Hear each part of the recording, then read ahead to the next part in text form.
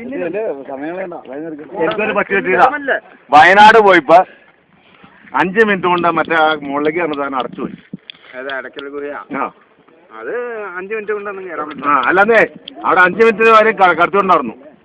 5 മണി വരെ പാസുള്ളൂ. 5 മണിക്ക് അവിടെ ഒന്ന് വന്നേ ഒരു ഇച്ചിരി സ്റ്റാമിന